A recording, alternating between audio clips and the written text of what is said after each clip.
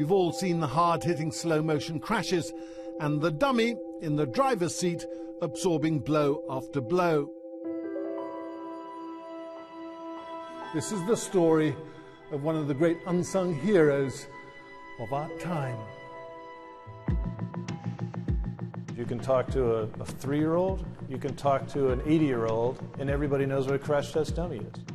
He first started sitting in for us in 1952 when a colonel in the US Air Force was worried about the safety of his pilots.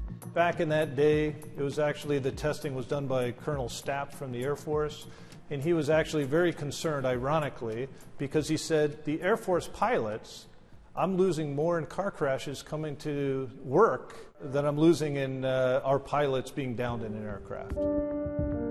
To begin with, the dummies used in cars were rather crude, made of wood, rope and sandbags. But over the years, he's evolved into a much more sophisticated piece of technology and a family man. So the population of dummies expanded out from the basic male to a female to a very large male, and then it included a child population because the injury rate in children in cars was dramatic. Their role has always been the same: thousands of crash tests, each one helping manufacturers design safer cars. With the introduction of airbags, from the initial crumple zones to steering wheel design, every part that's in a vehicle has improved in design over the years and all benchmarked against a crash test dummy. This was shown rather dramatically in 2009. The Insurance Institute for Highway Safety in the US tested a new Chevrolet against a 1950s model.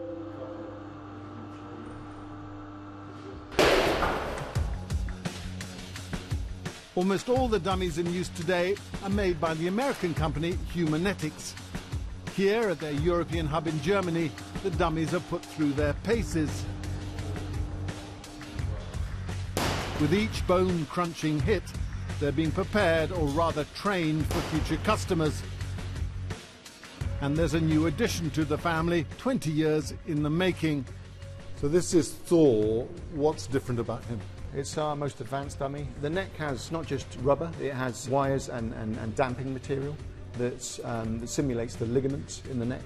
You have a very complicated measurement system in that chest, so you can see the complete movement of the ribs in 3 dimensions. But what's special is that it's more biofidelic.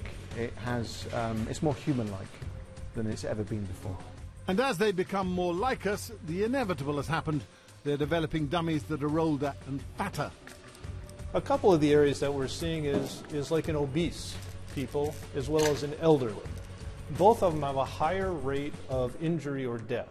And as a result of that, we have to look at how do we protect those type of people, because they're still driving cars. We have a lot to thank the crash test dummy for. He's helped save countless lives. And this is what makes life as creators of the dummy so personally rewarding. There's not a presentation I do that doesn't show the number of deaths have been reduced year over year as a result of our test equipment. And if we can continue to save lives, reduce the amount of deaths, that's more important to me than anything else.